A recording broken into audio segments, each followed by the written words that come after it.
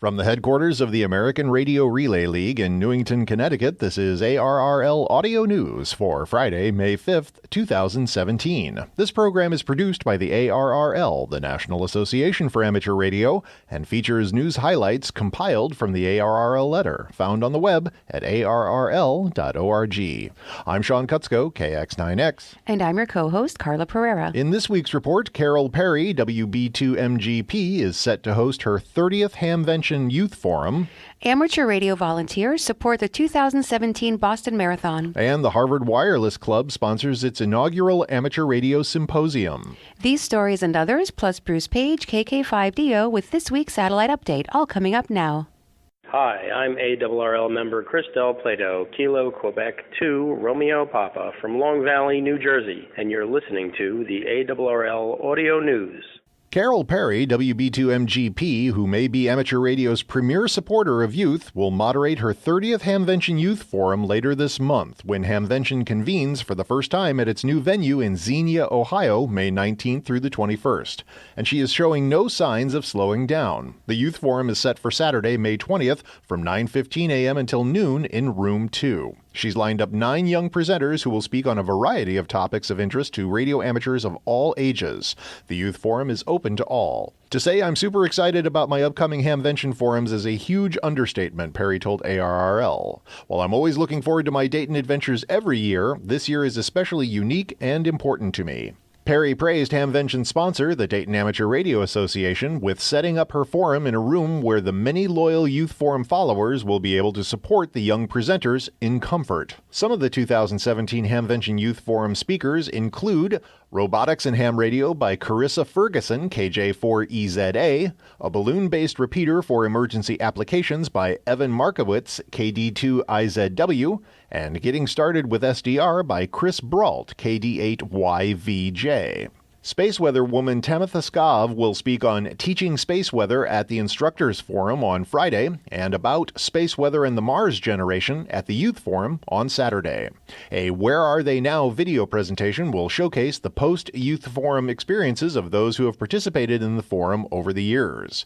Mary Alestra, KB2IGG, is part of the video introduced by TV producer John Amadeo and N6JA. Perry expressed her gratitude to the many Youth Forum sponsors. As in the past, there will be plenty of prizes. We promise there will be fun for all and a chance for everyone to show support for our bright and talented young hams, Perry said. Please join us in supporting the future of ham radio.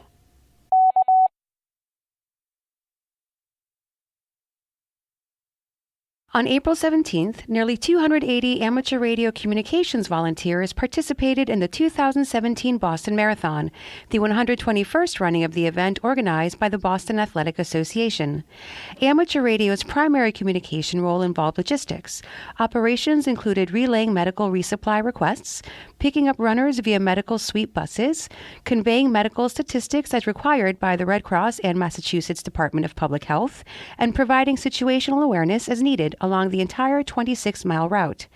Amateur radio also backed up EMS communications, and the team relayed several ambulance requests along the route. Brett Smith, AB1RL, one of the organizational committee representatives, said marathon organizers were very pleased with the efforts of amateur radio operators. Congratulations to everyone on a job very well done, Smith said afterward.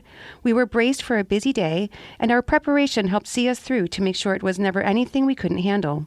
Chorus volunteer Matt Knowles, KC1AEI, was among them.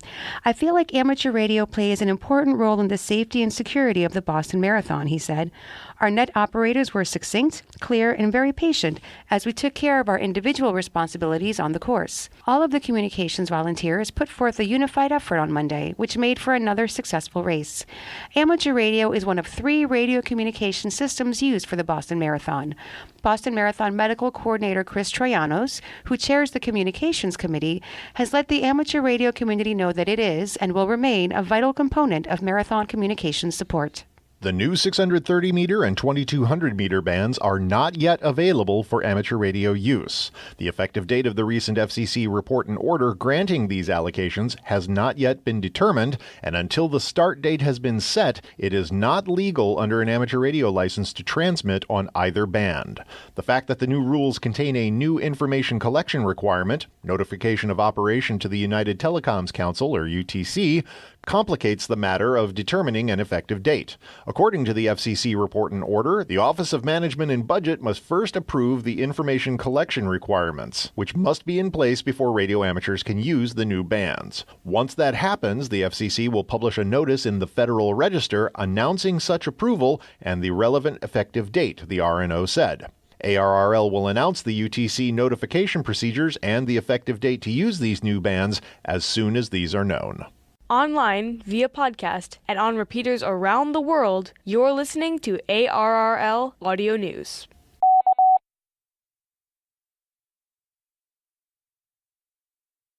Now, with this week's satellite update, here's Bruce Page, KK5DO. The RADFX-SAT, or Fox 1B, Mission Readiness Review was held Saturday morning, April 29th, at the Cal Poly campus in front of a board representing TIVAC, Cal Poly, and NASA. The purpose of the review is to verify that all requirements are met for a safe and successful launch and deployment. Jerry N0JY, AMSAT Vice President of Engineering, presented 81 PowerPoint slides covering all the ICD, or Interface Control Document, requirements, mission, operations, and deorbit. At the conclusion of the presentation, including questions and answers, the panel unanimously approved RADFX-SAT as ready for flight. The next milestone will be integration into the P-Pod, with launch scheduled no earlier than September 23, 2017, aboard a Delta II at Vandenberg Air Force Base. Thanks to Jerry N0JY for this story. This is Bruce Page, KK5DO, for the ARRL Audio News. End-fed antennas is the topic of the current episode of the ARRL The Doctor Is In podcast. Sponsored by DX Engineering, ARRL The Doctor Is In is an informative discussion of all things technical. Listen on your computer, tablet, or smartphone, whenever and wherever you like. Every 2 weeks, your host, QST Editor-in-Chief Steve Ford, WBA8IMY, and the doctor himself, Joel Hallis, W1ZR, will discuss a broad range of technical topics. You can also email your questions to doctor@arrl.org, and the doctor may answer them in a future podcast. You can enjoy ARRL The Doctor Is In on Apple iTunes or by using your iPhone or iPad podcast app. You can also listen online at Blueberry or at Stitcher and through the free Stitcher app for iOS, Kindle, or Android devices.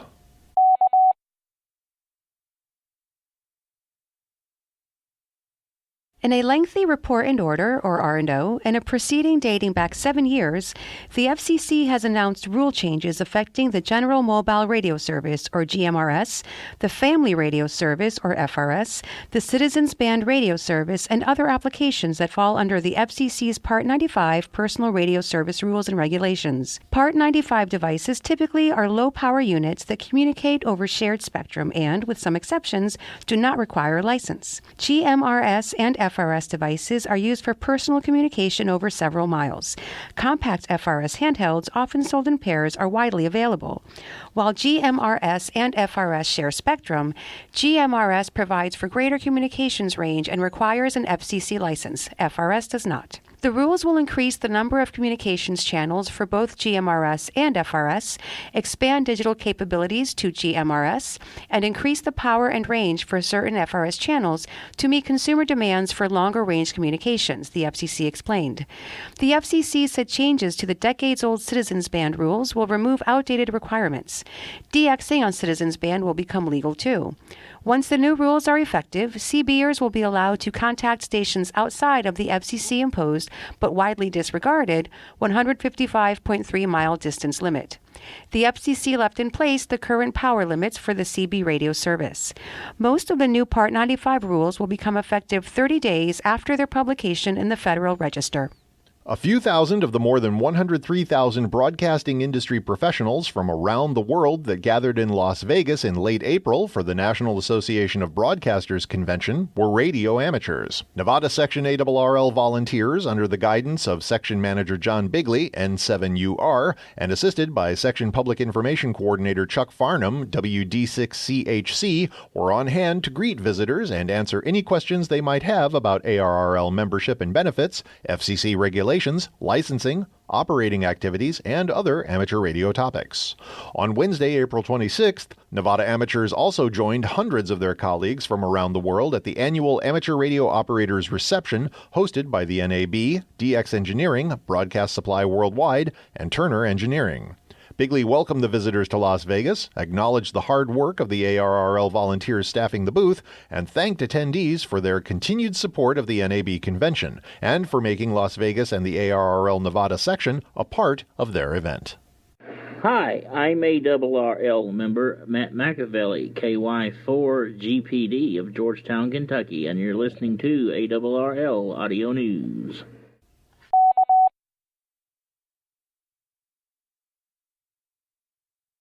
The Harvard Wireless Club, W1AF, sponsored its first amateur radio symposium on April 29th in Cambridge, Massachusetts. The symposium featured speakers from the university and elsewhere, including appearances by W1AF's incoming president Ben Lee, K7JS, and the club's outgoing president Douglas Maggs, KK4UHK. They were joined by Yale University Amateur Radio Club, W1YU, President Scott Matheson, N3NFP, First Vice President James Suprenant, AB1DQ, and past President Martin Ewing, AA6E, in recounting the distinguished histories of these two collegiate amateur radio clubs. Flávio Jorge, CT7ATQ, of the University of Aveiro in Portugal, discussed microwave propagation for space systems in his presentation. Emeritus Professor of Electrical Engineering Paul Horowitz, W1HFA, delivered a thoroughly enjoyable presentation and discussion of the ultimate DX, monitoring the universe in a search for extraterrestrial intelligence.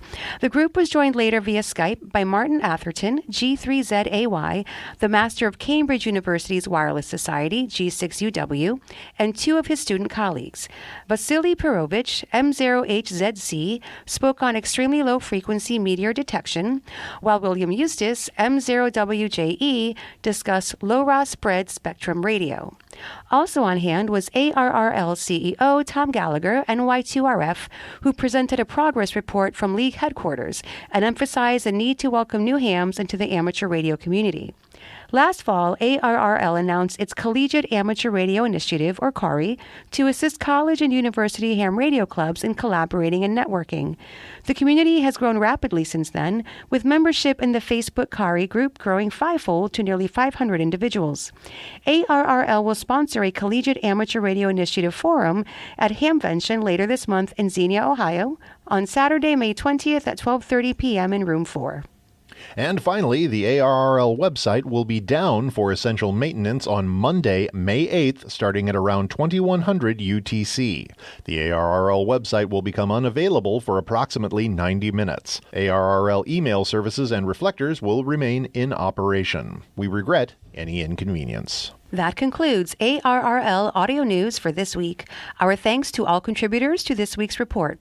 ARRL Audio News is produced by the American Radio Relay League, the National Association for Amateur Radio.